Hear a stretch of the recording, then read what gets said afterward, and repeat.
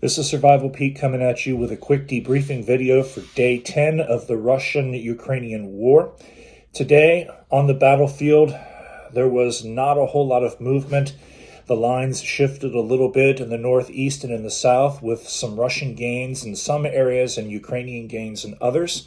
The 40-mile convoy north of Kiev is still stalled out, and one of the big reasons why that convoy has not moved is because Ukrainian forces have destroyed all of the bridges that would cross streams and ravines leading towards the city.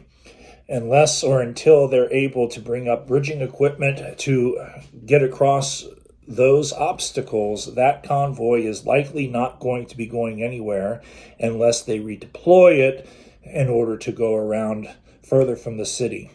But there are Russian forces moving in from the east on the other side of the Dnieper River that are closing in on Kiev from over there. So the north is blocked, the west is blocked, the east is blocked, but there's still a way in and out of Kiev at the south. The 40-mile convoy is still stalled because of blown bridges and the approaches are blocked. But the Russians are beginning to make gains in the south. They are threatening a second nuclear facility. And Mariupol and other cities are still under siege. Missile and airstrikes are still creating a lot of damage, including damaging non-military targets. The Ukrainian government is desperate for NATO or the United States to establish a no-fly zone, but we still continue to say no to that proposition for fear that we would be dragged into a larger, wider war with a nuclear power.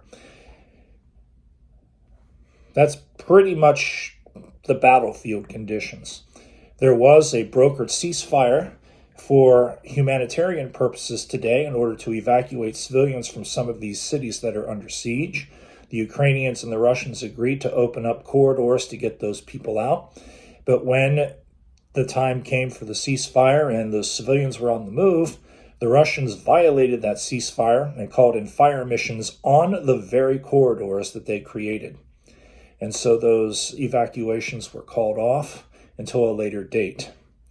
So a lot of these folks in some of these cities now are huddled in basements, and they're going without electricity and without water, and probably very short of food and supplies as well, unable to get out.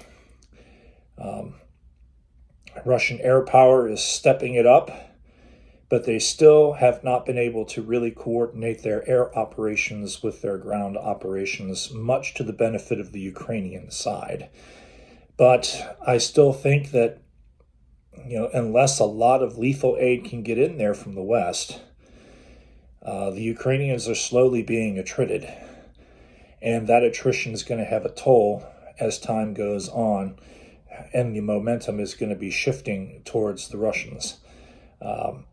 Unless some lethal aid gets in there and some foreign volunteers get in there to take up the fight and to make up for some of the losses.